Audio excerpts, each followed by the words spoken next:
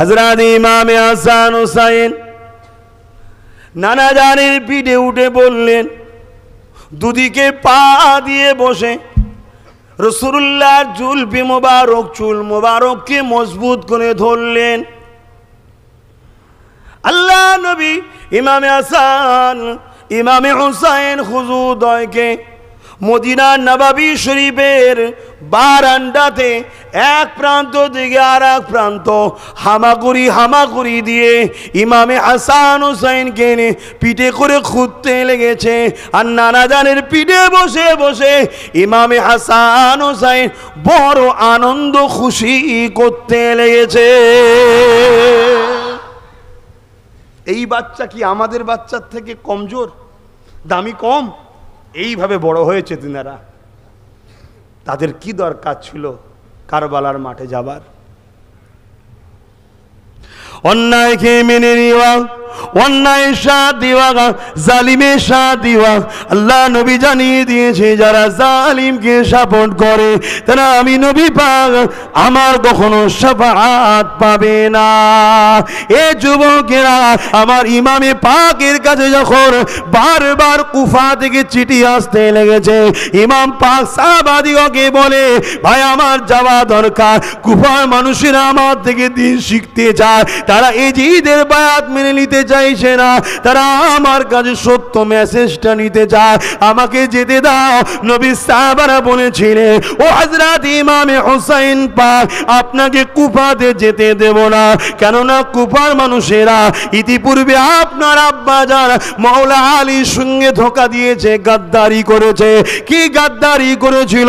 মাওলা আলী কুফাকে বিশ্বের দরবারে ইজ্জতওয়ালা শানওয়ালা করেছিল। মদিনার দরবার থেকে কুফার জমিনে রাজধানীকে তুলে নিয়ে গিয়েছিল বিজনেসের উপকারের জন্য। যে রায়টা আলী অবশ্যই ভালো করেছিল, কিন্তু কুফাবাসীরা হযরতে মাওলা আলীকে ফজরের নামাজ একসাথে পড়ে হুজুরকে শহীদ করে দিয়েছিল। তাই আমি বলেছিলাম, নামাজ দিয়ে মোমেন মুনাফিক চেনা যায় না, রসুল দিয়ে মোমেন মুনাফিক চেনা যায়। এ যুবকেরা, তরুণেরা, বাবেরা, এই জন্য সাহাবারা বলেছিলেন, ও হযরত ইমামে হুসাইন, আপনাকে কুফার জমিনে যেতে দেব না। আবার চিঠি চলে আসলো, ওই চিঠিতে লিখে দিয়েছে, ও ভাই হযরত হুসাইন, আপনি যদি কুফার জমিনে না আসেন, কিয়ামতের দিনে আল্লাহ পাকের কাছে আপনার বিরুদ্ধে নালিশ দেব। ইমামে হুসাইন বলেছিলেন, আর আমাকে কেউ দাঁড় করাতে পারবে না, আমাকে যেতে হবে, আমাকে রওনা দিতে হবে।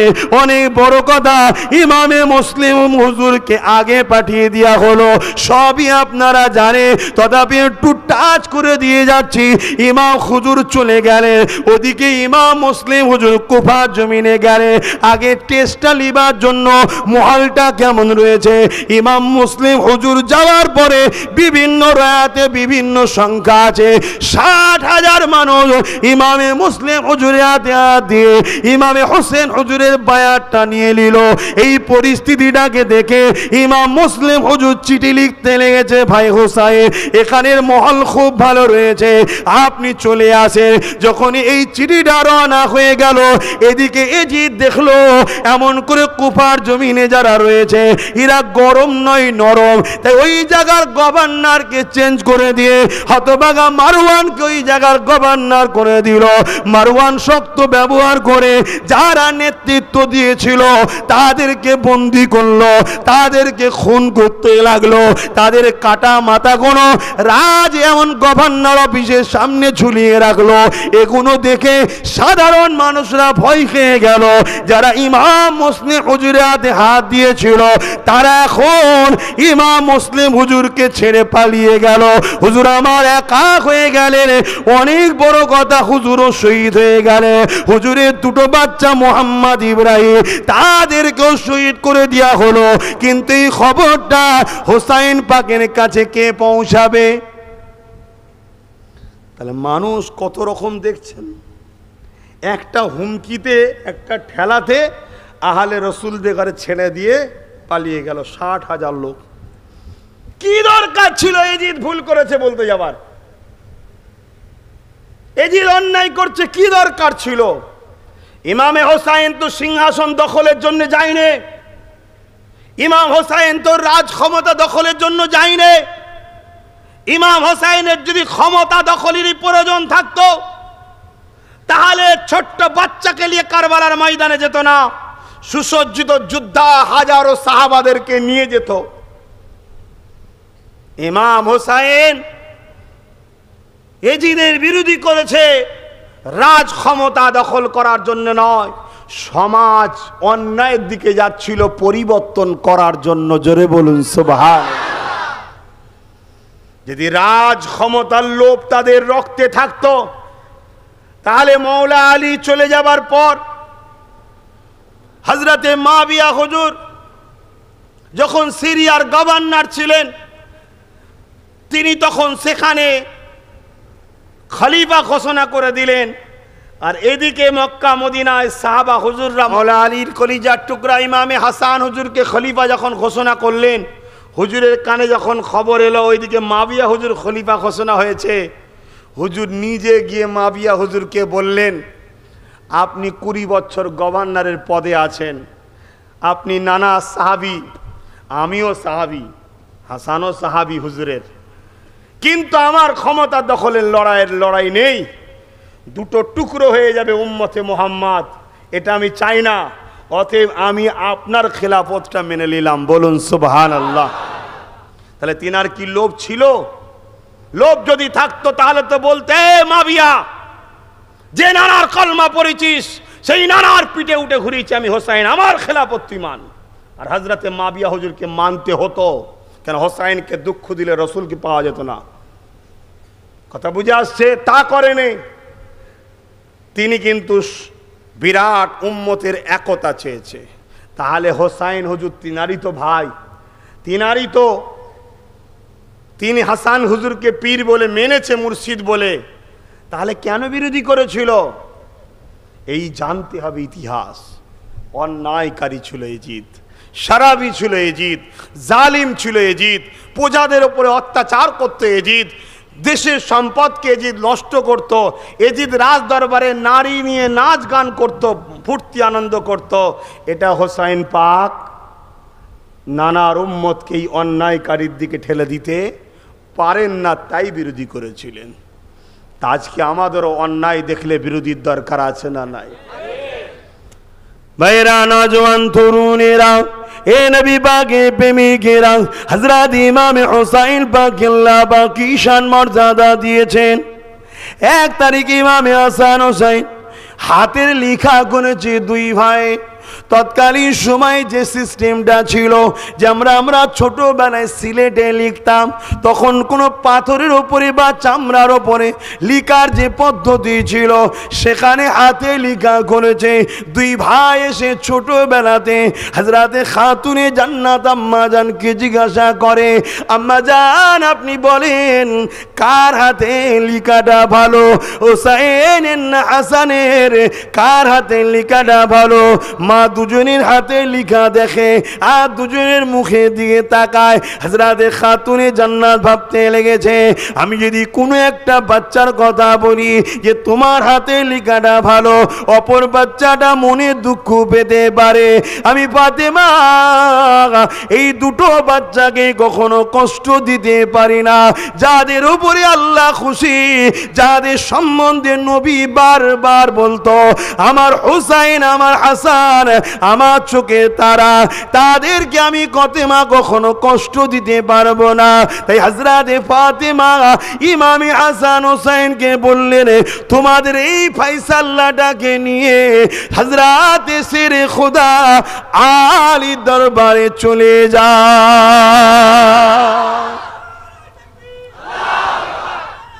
আল্লাহ, তোমার আব্বার কাছে যাও। শুনছো আমার যুবকরা?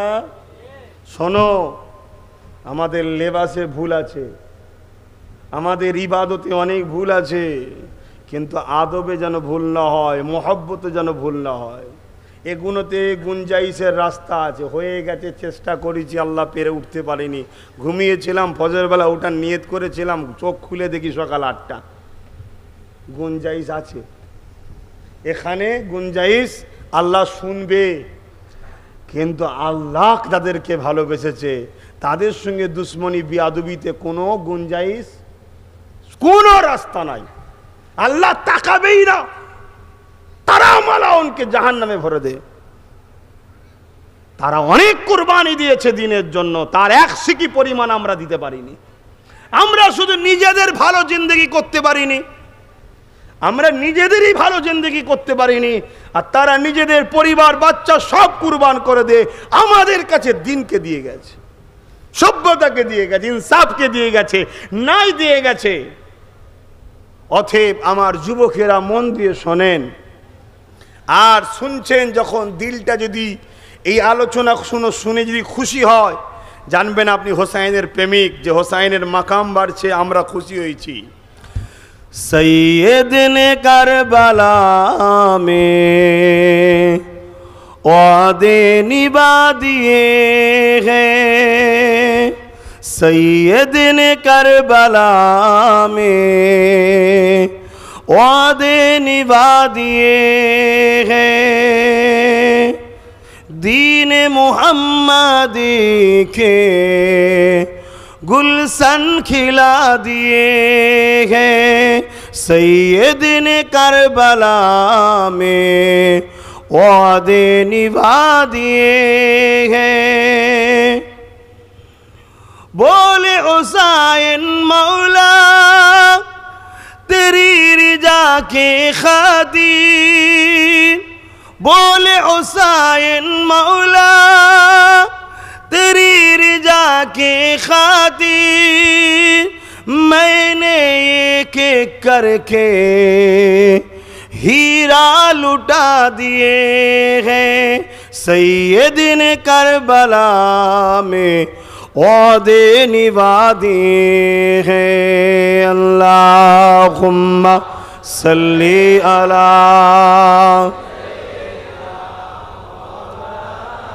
ওয়ালা আলি সাইয়্যিদিনা। আলহামদুলিল্লাহ, এই যে আজ হাজারো মানুষ আমরা এক জায়গায় হয়েছি, উদ্দেশ্যটা ইমাম হোসাইন পাকের ভালোবাসা। আল্লাহ যেন আমাদের সবাইকে ইমাম পাকের কাতারে জান্নাতেও যেন যাবার সুযোগ দেয়। বলুন আল্লাহুম্মা আমিন। আরো জোরে বলুন আল্লাহুম্মা আমিন। এ আমার যুবকরা হয়তো ভাবতে পারো যে হুজুর আমি অনেক বড় পাপ করেছি, আমি অনেক বড় গুনাহ করেছি, আমি অনেক বড় পাপী। শোনো আমার যুবক, পাপের ক্ষমা হয়, বিয়াদব যদি না হও, মনকে বড় রাখো। পাপের ক্ষমা হয়, বিয়াদব যদি না হও, মনকে বড় রাখো। আরে আমার আল্লাহ রহমান রহিম, তিনি দয়াময় গফুর, তোমাকে মাফ করে দিয়ে হোসাইনের প্রেমিক হওয়ার জন্য তোমাকে তার দিন এর ওপরে কায়েম মাকাম তৈরি করে দিয়ে আল্লাহ জান্নাতি বানাতে পারে। হিদায়াত কারো হাতে না, হিদায়াত আল্লাহর কুদরতি হাতে আছে। আজ যে ছেলেটা প্যান্ট শার্ট পরে অন্যায় কাজ করছে, আল্লাহ চাইলে সেই ছেলেটাই নামাজি মুসল্লি আল্লাহর ওলিও হয়ে যেতে পারে। জোরে বলুন সুবহানাল্লাহ। ইতিহাস তার প্রমাণ আছে না নাই? একজন জগৎ বিখ্যাত ওলি হযরত আব্দুল্লাহ ইবনে মুবারক রাহমাহুল্লাহ, সবাই কম বেশি নাম শুনেছেন। তিনি একদিন ওয়াজ করছিলেন, আর একটা যুবক ছেলে, এই 25-30 বছর বয়স, একদম ইয়ং ছেলে উঠে দাঁড়িয়ে পড়েছে, হুজুর একটু ওয়াজটা বন্ধ করেন। হযরত আব্দুল্লাহ ইবনে মুবারক হুজুর বলছেন, কি হয়েছে বাবা? হুজুর বিয়াদবি যদি না নেন, ইজাজত যদি দেন, একটা কথা বলবো। প্রশ্ন করারও আদবটা শিখুন। যে বাবা বলুন কি হয়েছে? হুজুর আজ থেকে 7-8 বছর আগে, 7-8 বছর আগে আমি নিজের চোখে দেখেছি আপনি রাস্তায় মদ খেয়ে পড়ে থাকতেন, আজকে মেম্বারে উঠে ওয়াজ করছেন। এই পরিবর্তনটা কি করে হলো? আমি আপনাকে অপরাধী বলছি না হুজুর, ক্ষমার নজরে দেখবেন, ভুল মানুষ মাত্র হয়। এই যে পরিবর্তন, এই পরিবর্তনটা কি করে আপনি পেলেন, এটাই আমি জানতে চাইছি। কারণ আমরাও পাপী, অথচ আপনি আজ থেকে 6-7 বছর আগে শরাব খেয়ে রাস্তায় পড়ে থাকতেন, আর আজকে এত পরিবর্তন হয়েছেন। নবীর মেম্বারে উঠে হজ করেছেন, নামাজি হয়েছেন, আল্লাহওয়ালা হয়েছেন, দিনের এলেম শিক্ষা অর্জন করেছেন, আবার আমাদেরকে তাকরীর করতে এসেছেন, আল্লাহর দিকে ডাকছেন, তাবলীগ করছেন, দ্বীনের মেসেজ দিচ্ছেন, এই পরিবর্তন আপনার মধ্যে এলো কি করে? আমরা এটা জানতে চাইছি হুজুর, আপনার বিরুদ্ধে নয়। আল্লাহর ওলি হযরত আব্দুল্লাহ ইবনে মুবারক হুজুর বলছে, শোনো বাবা, হুজুর কাঁদছে, হু করে শোনার সাথে কাঁদছে। যুবক বলছে, হুজুর বিয়াদবি লিলে ক্ষমা করবেন, এত লোকের সামনে আপনাকে হয়তো এই প্রশ্ন করাটা আপনি মনে দুঃখ পেয়েছেন, কিন্তু হুজুর আমার উদ্দেশ্য এটাই, এত বড় একটা সারাবি ছিলেন যে রাস্তায় পড়ে দেখতেন, এত পরিবর্তন কি করে, এই উদ্দেশ্য করেই হুজুর বলা। ক্ষমার নজরে দেখবেন। হযরত আব্দুল্লাহ ইবনে মুবারক হুজুর বলছেন, না বাবা, আমি তোমার কথাই কষ্ট পেয়ে কাঁদি না, আমার মনে পড়ে গেছে বাবা আমার সেই দিনের কথা, আমার পরিবর্তনের পিছনে আমার ছোট একটা কন্যা রয়েছে বাবা, যার ওসিলা করে আল্লাহ আমাকে হিদায়াতের আলো দেখিয়েছে, তাই আমার বাচ্চার কথা মনে পড়ে গেছে। এবং জাহিলিয়াতের যে সময়টা ছিল, অন্যায় করেছিলাম, তা থেকে আল্লাহ আমাকে যে হিদায়াতের আলো দিয়েছে, এই কথা মনে পড়ে বাবা কাঁদতে লেগেছে। বাবারা শোনো বাবা, আমি একদিন রোজার মাসে কদরের রাত্রিরে, মনে রাখবেন, আমরা হালকা বয়সে অন্যায় করলো, কদরের রাত গুলো বেশিরভাগ যুবকরা আমরা ইবাদতে কাটাই। কি গো ছেলেরা, তাই তো নাকি? কিন্তু তিনি কদরের রাত্রিরে মদ কিনে ঘরে এসছে, কথা শুনছো? তারপরেও যদি হিদায়াত হতে পারে, আল্লাহ চাইলে আমরা হতে পারি না, কিন্তু পানি এসে গেছে, এবার কি হয় আল্লাহ জানে, কে থাকবে আর কে পালাবে আল্লাহ ভালো জানে। তোমরা তো ছাওয়াই বসে আছো তাই বলছো, যারা ছাওয়াতে নেই তাদের কি হবে? এ নজওয়ানেরা, এ নবী পাকের প্রেমিকেরা, হতে পারে আল্লাহ পাকের এটা একটা পরীক্ষা। এক ঝলক দিয়ে দেখি হোসাইনের আলোচনার পাগলগুলো তারা কতটা ধৈর্যের সঙ্গে থাকে।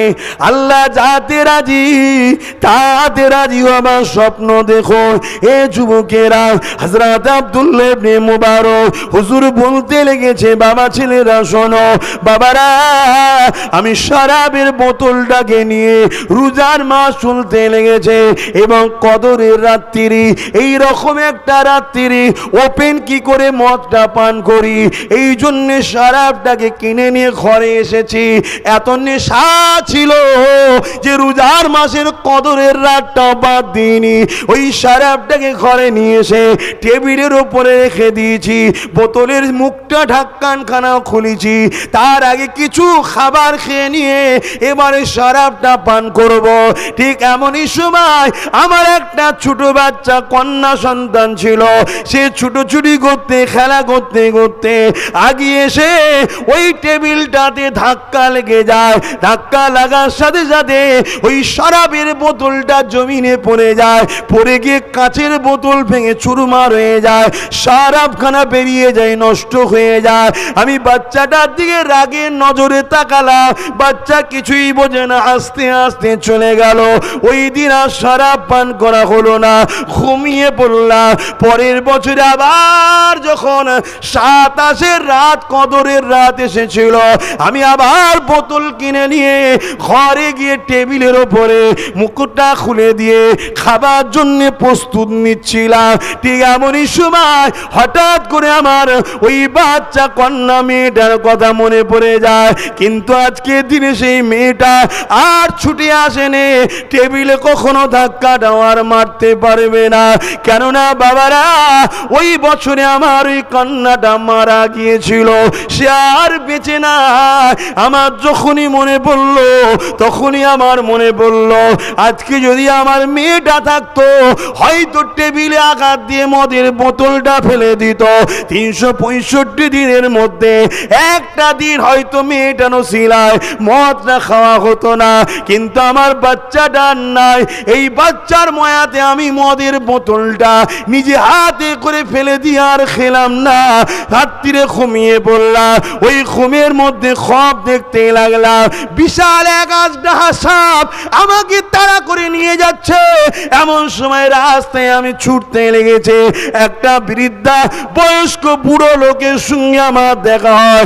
ওই বুড়োকে আমি বলতে লেগেছি, বাবা আমাকে এই সাপের হাত দিয়ে বাঁচাও। ওই বুড়োটা বলতে লেগে লেগেছে আমি দুর্বল, আমার বাঁচাবার ক্ষমতা নাই, কেননা তুমি আমাকে না খাইয়ে দুর্বল করে দিয়েছো, আমি বাঁচাবার ক্ষমতা নাই। হযরতে মোবারক হুজুর বলছেন আমি ওই রাত্রিরা শরাব খেলাম না, ঘুমিয়ে পড়লাম, খবে দেখছি এক বিরাট সাপ আমাকে তাড়া করেছে। আমি ছুটছি, একটা বয়স্ক মানুষকে দেখলাম, তিনাকে বলছে আমাকে এই সাপ তাড়া করেছে, আপনি আমাকে দেখুন। সেই বয়স্ক মানুষ বলছে আমার ক্ষমতা নেই, আমি দুর্বল, আপনি আমাকে ক্ষুধার্ত রেখেছেন। হযরতে মালিক হুজুর, হযরতে আব্দুল্লাহ ইবনে মুবারক হুজুরকে বলছে আপনি আমাকে ক্ষুধার্ত রেখেছেন, আমি আপনার হয়ে কি লড়াই করব। কিছু দূর যাওয়ার পর উনি দেখিয়ে দিলেন এদিকে চলে যাও। কিছু দূর যাওয়ার পর একটা উঁচু পাহাড় এসলো, ওই পাহাড়ের ওঠার পরেই দেখছে বিশাল দাও দাও করে আগুন জ্বলছে। কেউ একজন বলল ডান দিকে যাও, ডান দিকে যাওয়ার পরে দেখছে একটা বিশাল বাগান, বিশাল, তাতে গেট লাগানো আছে, সেখানে ছোট ছোট ছোট ছোট বাচ্চারা খেলাধুলা করছে। উনি গেটের কাছে দাঁড়িয়ে গিয়ে বলল আমায় বাঁচান, আমার পিছনে আজদাহা সাপ তাড়া করেছে, বাঁচান।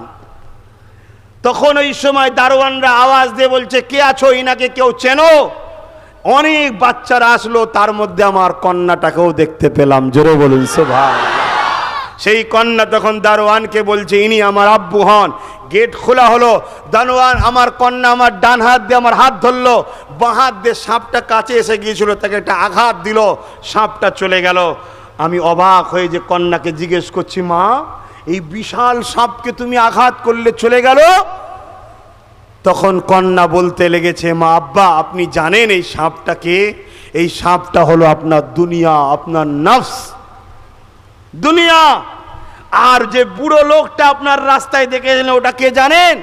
ওটা হলো আপনার রূহ, আপনার আত্মা। আপনি দুর্বল দেখেছেন কেন? আত্মার রূহ চাই নামাজ আপনি দেননি, আত্মা রূহ চাই হালাল খাদ্য আপনি দেননি, আত্মা রূহ চাই নবীর দরুদ আপনি দেননি, আত্মা রূহ চাই মানুষকে ভালোবাসা আপনি দেননি, আত্মা রূহ চাই সমাজে শান্তি প্রতিষ্ঠিত কথা আপনি করেননি, আপনি শরাব পান করতেন, তাই আপনার আত্মা রূহ দুর্বল হয়ে গেছে। আর আপনার নফস চেয়েছিল গান বাজনা মদ, তাই আপনি দিয়েছেন, তাই আপনার এত বড় রূহটা নফসটা সাপ হয়েছে যে আপনাকে তাড়িয়ে তাড়িয়ে ওই যে পাহাড়ের পাদদেশে সাপ দেখছিলেন, এই জাহান আগুন দেখছিলেন, ওটা হলো জাহান্নাম, ওখানে নিয়ে যাচ্ছিল। আর আমাকে আল্লাহ জান্নাতের বাগানে রেখেছে, তাই জান্নাতীদের ঘরে কখনো এই জাহান্নামী বা এই নফস কখনো ক্ষতি করতে পারে না, জোরে বলুন সুবহানাল্লাহ। এই দিন থেকে বাবা আমার মধ্যে পরিবর্তন শুরু হয়েছে, আমি তওবা করেছি, আল্লাহর ওলি আলেমে হাক্কানীদের দরবারে গেছি, তওবা করেছি, ইলমে জাহির ইলমে মারিফাত বাতিনি শিক্ষা অর্জন করেছি। আজকে এখানে দাঁড়িয়ে বাবা তোমাদের ঘরেও শিক্ষা দিচ্ছি। তাহলে মানুষের পরিবর্তন হওয়াটাই হচ্ছে মূল কাজ। লাইফে মানুষ মাত্র ভুল হয়, ফিরে আসার চেষ্টা করো, ফিরে আসার চেষ্টা করো। তাই ইমাম হোসাইন পাকের আদব যেখানে পাবেন সেখানে গিয়ে বসবেন। ইমাম হোসাইন পাককে যারা ভালোবাসে তাদের কাছে যেয়ে বসবেন। ইমাম হোসাইন পাকের সমালোচনাকারীদের কাছে যাবেন না। কেন? বড় দুঃখের বিষয়, আজ কিছু কিছু মানুষ এজিদকে বাঁচাবার জন্য উঠে পড়ে লেগেছে যে এজিদ হুকুম দেয়নি, এজিদকে সে কাফের বলা যাবে না, এটা সেটা অনেক রকম ভাবে বাহানা তৈরি করছে। শুনে রেখে দিন, শুনে রেখে দিন।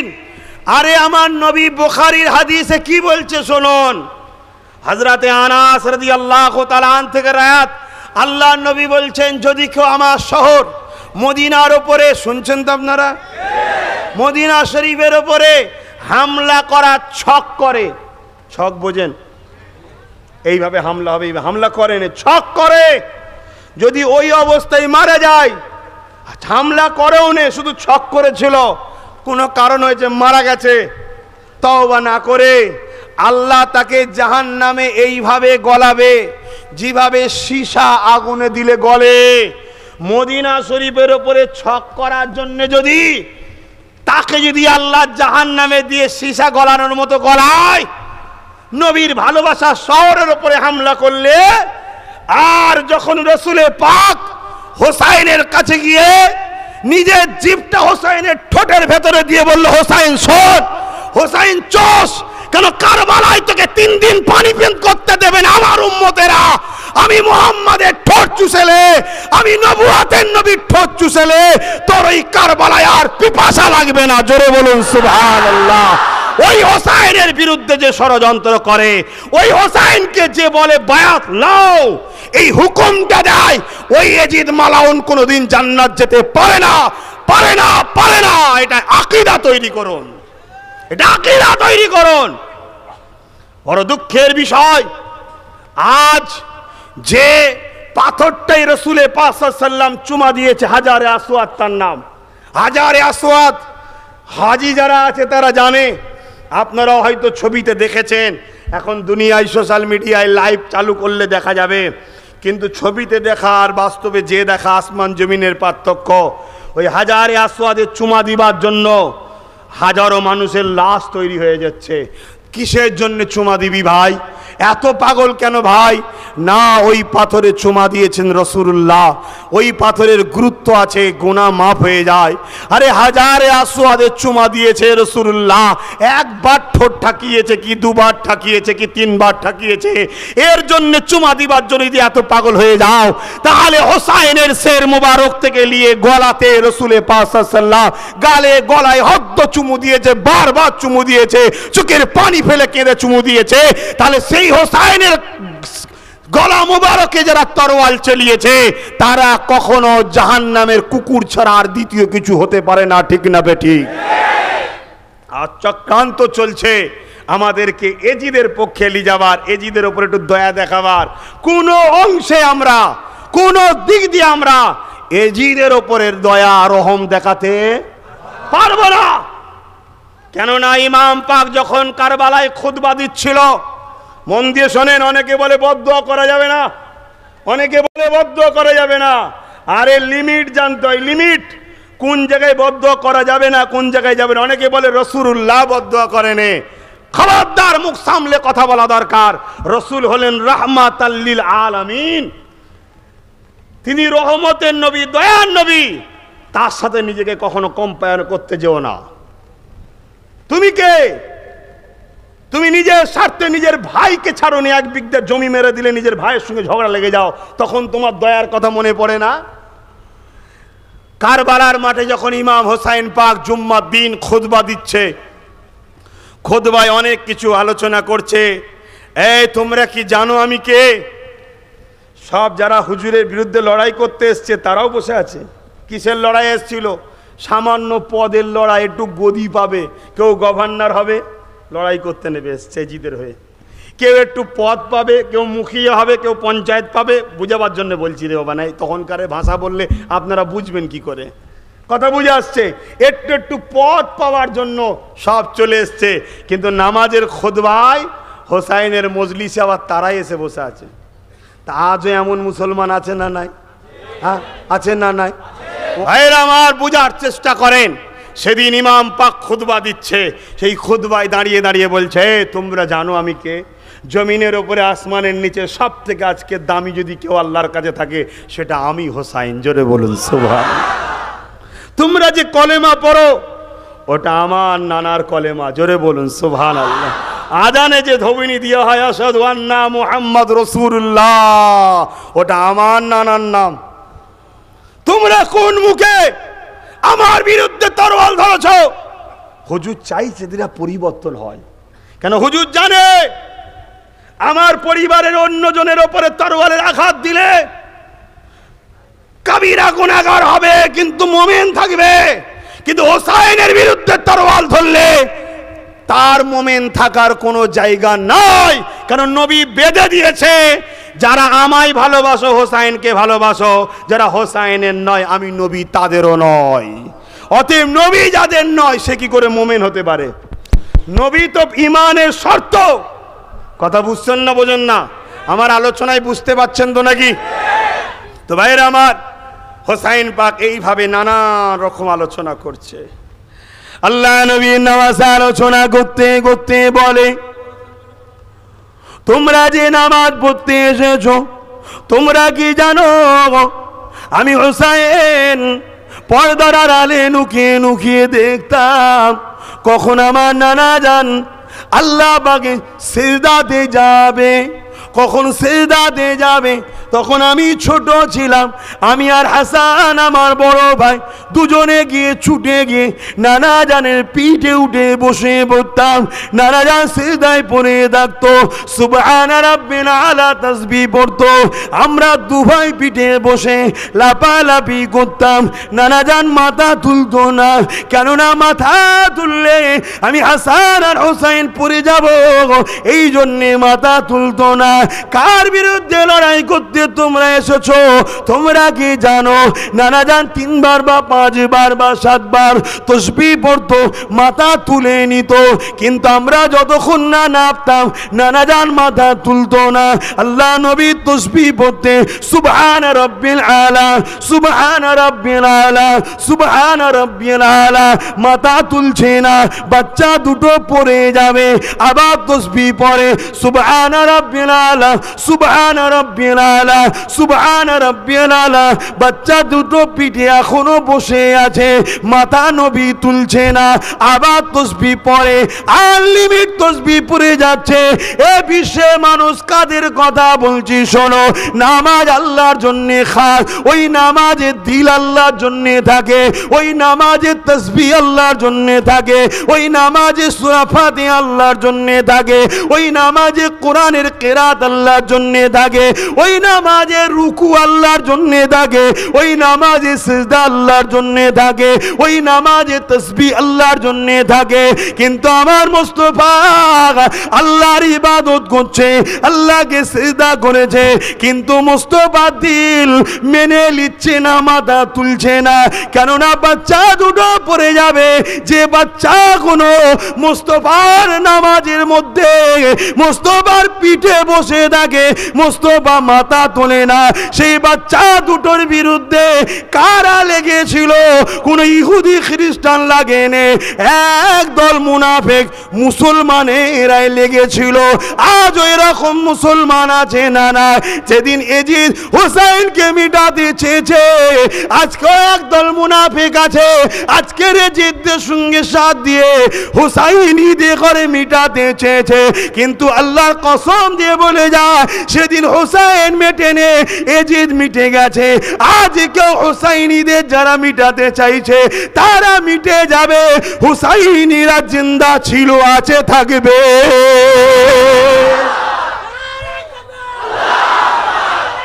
আল্লাহ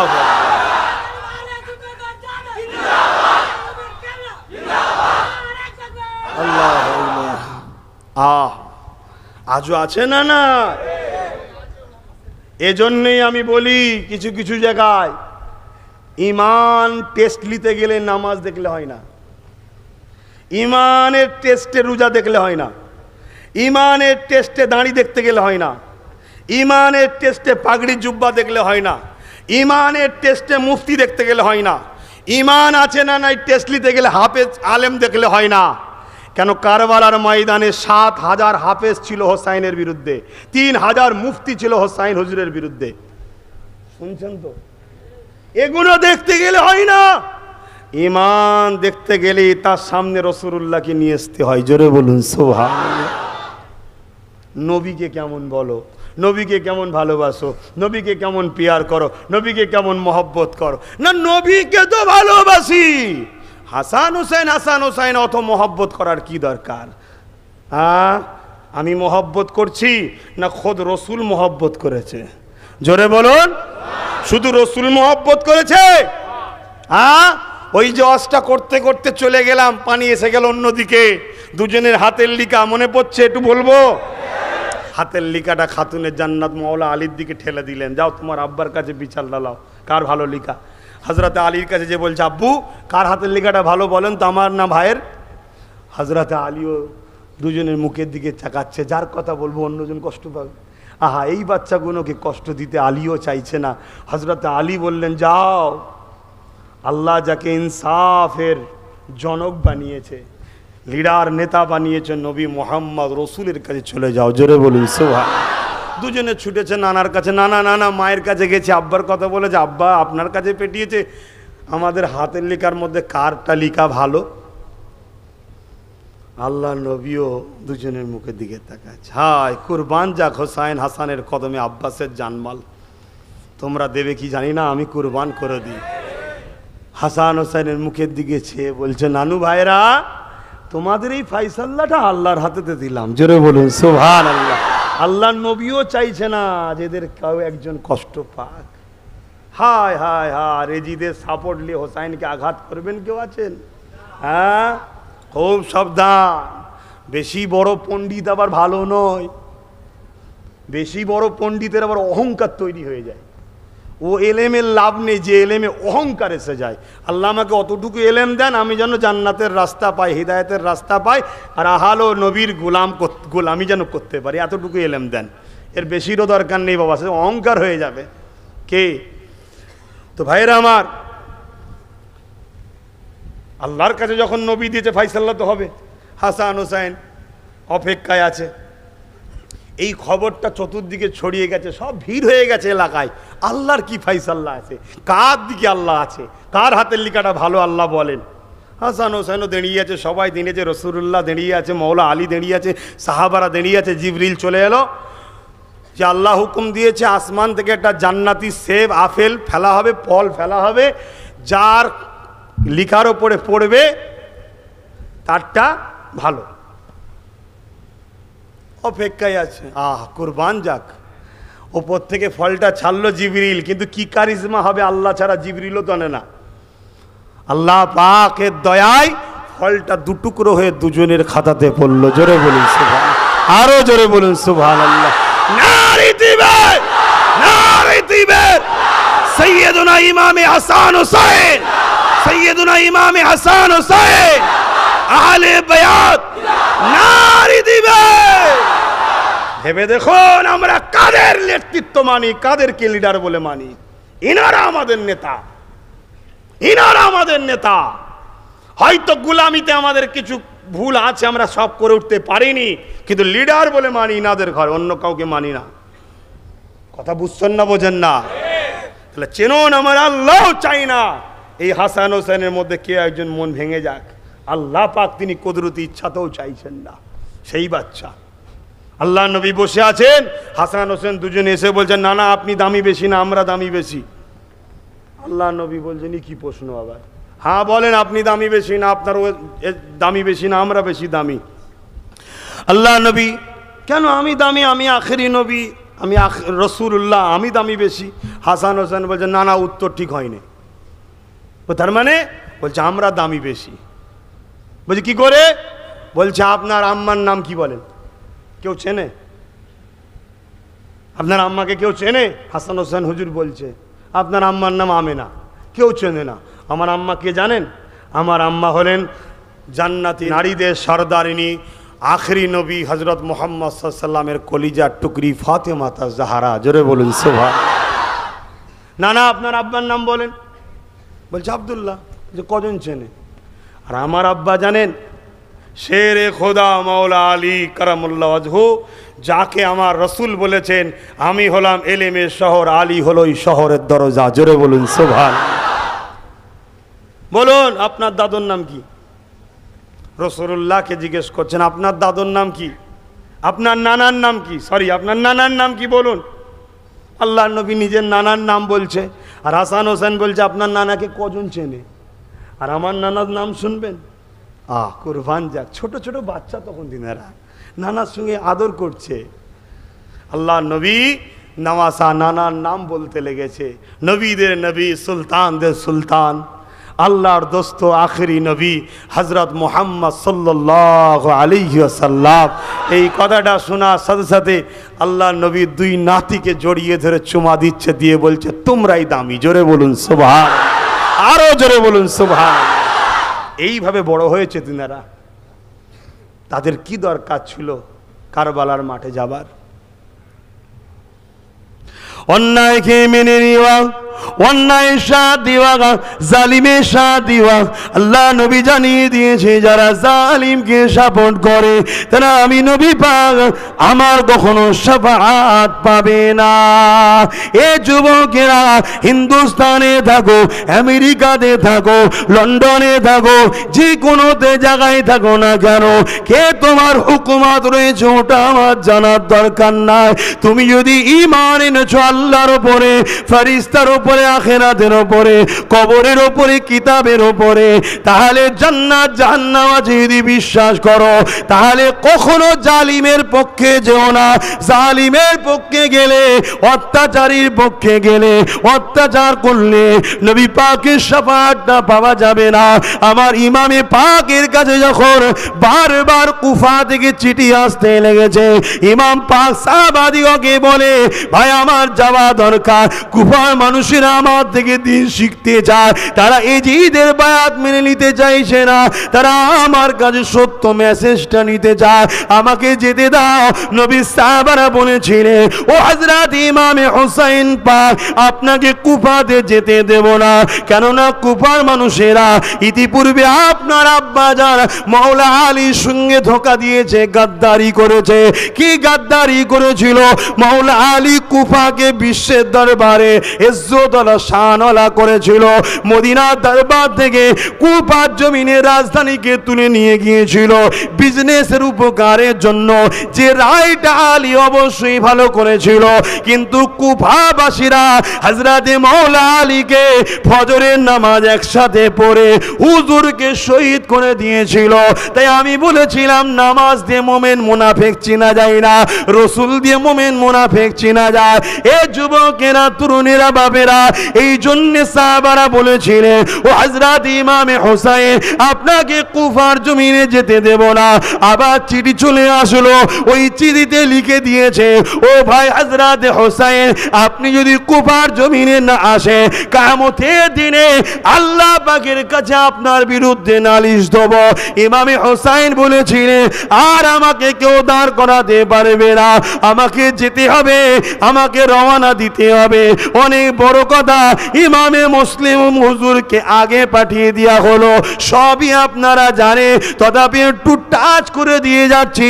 ইমাম হুজুর চলে গেলেন, ওদিকে ইমাম মুসলিম হুজুর কুফার জমিনে গেলেন আগে টেস্টটা লিবার জন্য মহলটা কেমন রয়েছে।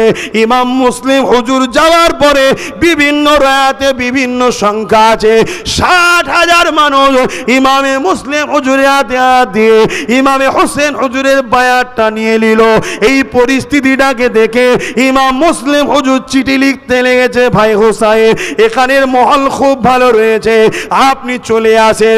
যখন এই চিঠিটা রওনা হয়ে গেল, এদিকে এজিদ দেখলো এমন করে কুফার জমিনে যারা রয়েছে এরা গরম নয় নরম, তাই ওই জায়গার গভর্নরকে চেঞ্জ করে দিয়ে হতভাগা মারওয়ানকে ওই জায়গার গভর্নর করে দিল। মারওয়ান শক্ত ব্যবহার করে যারা নেতৃত্ব দিয়েছিল তাদেরকে বন্দি করলো, তাদেরকে খুন করতে লাগলো, তাদের কাটা মাথা কোনো রাজ এমন গভর্নর অফিসের সামনে ঝুলিয়ে রাখলো। এগুলো দেখে সাধারণ মানুষরা ভয় খেয়ে গেল। যারা ইমাম মুসলিম হুজুরের হাতে হাত দিয়েছিল তারা এখন ইমাম মুসলিম হুজুরকে ছেড়ে পালিয়ে গেল। হুজুর আমার একা হয়ে গেলেন। অনেক বড় কথা, হুজুরও শহীদ হয়ে গেলেন। হুজুরের দুটো বাচ্চা মোহাম্মদ ইব্রাহিম তাদেরকেও শহীদ করে দেওয়া হলো। কিন্তু এই খবরটা হোসাইন পাকের কাছে কে পৌঁছাবে? তাহলে মানুষ কত রকম দেখছেন। একটা হুমকিতে, একটা ঠেলাতে আহলে রসুলদের ঘরে ছেড়ে দিয়ে পালিয়ে গেল 60,000 লোক। কিন্তু এই যে মহল চেঞ্জ হয়ে গেছে, খবরটা হুজুরের কাছে কে পৌঁছাবে? পৌঁছাবার লোক নেই। কিন্তু আগের চিঠি তো বেরিয়ে গেছে, তখন তো চিঠি ঘোড়ার মাধ্যমে বা বিভিন্ন লোকের মাধ্যমে এসে পৌঁছাতো। 1 মাস, 1.5 মাস, 15 দিন, 20 দিন ছাড়া এসে পৌঁছাবে। হুজুর এদিকে রওনাতে দিয়েছে, প্রথম চিঠি যখন পেয়ে গেছে যে পরিস্থিতি ভালো, রওনাতে দিয়েছে। এরপরে যেই সব ঘটনা ঘটছে এ খবর সবই আল্লাহর কুদরত। বাপ, সবই আল্লাহর কুদরত। আমাদের ঘরে অনেক কিছু শিক্ষা দেওয়ার ব্যাপার আছে। ইতিহাস শিক্ষা দেওয়ার জন্যই তৈরি হয়। হুজুর রওনা দিলেন, অনেক বাধা, অনেক সাহাবারা রুকেছেন। এক সাহাবী তো একদিন বললেন যে হুজুর আপনি কেন যাবার জন্য এত জেদ করছেন, কি রহস্য আছে? ইমাম পাক বললেন নানাকে খবে দেখেছি, নানার সঙ্গে আমার একটা ওয়াদা নেওয়া হয়েছে, ওই ওয়াদা দুনিয়ার মানুষকে আমি শোনাতে পারবো না, নানা জানে আমি জানি, আমাকে যেতে হবে। জোরে বলুন সুবহানাল্লাহ। আমার তো মনে হয় উম্মতকে পার করার কিছু একটা ওয়াদা নিয়েছে, কেন রসুল যখনই কিছু করেছে উম্মতের জন্য করেছে। আর কি ওয়াদা রসুল ভালো জানে, আল্লাহ ভালো জানে, আর জিনাকে দিয়েছে ওয়াদাটা তিনিই ভালো জানে। তো যাক, তিনি রওনা দিলেন।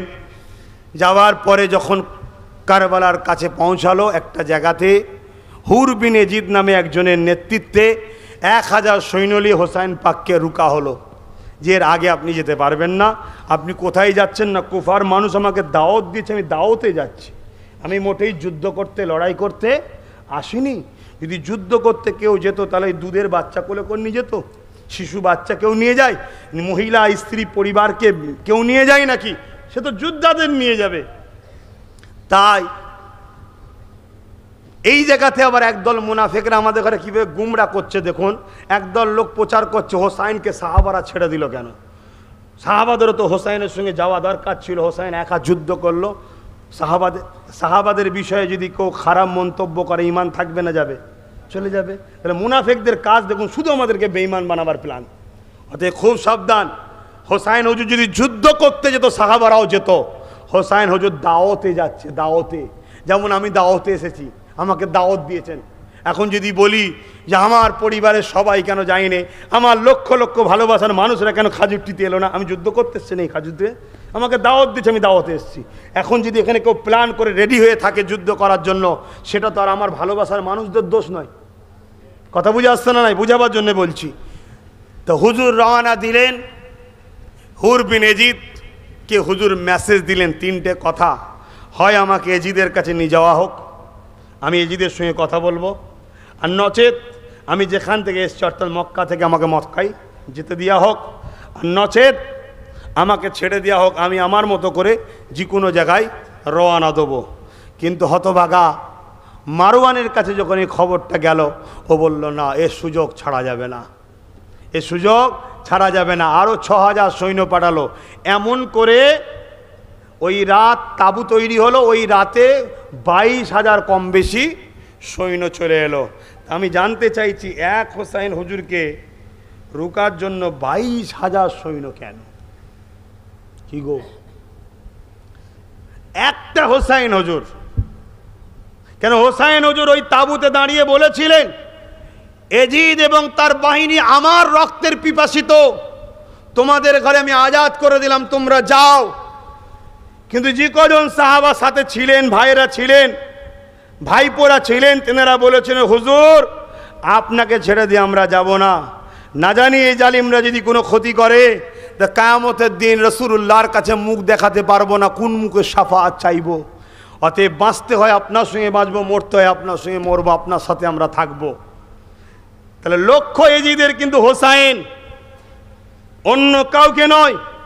আর ইতিহাসও এটাই বলছে, যতক্ষণ না ইমাম হোসাইন পাককে শহীদ করতে পেরেছে ততক্ষণ যারাই ময়দানে গেছে সবাইকে শহীদ করেছে। হোসাইন হুজুর শহীদ হওয়ার পরে একটাই পুরুষ শুধু বেঁচে ছিল, হযরতে আলী আওসাদ, যিনি ইমাম হোসাইন পাকের মেজো সাহেবজাদা, যেনাকে জাইনাল আবেদিন হুজুর বলে চেনা হয়। জোরে বলুন সুবহানাল্লাহ। উনি সেই দিন থেকে আর জীবনে যতদিন বেঁচে ছিল কোনোদিন হাসেন না, উনি কোনোদিন মাথা তোলেন না, সর্বসময় মাথা ঝুঁকিয়ে চোখের পানি ফেলে কেঁদেছে। সেই দিন থেকে হায় রে উম্মতে মুহাম্মাদি, তোরা কাকে কতল করলি, কাকে শহীদ করলি, কার বিরুদ্ধে তোরা লাগলি।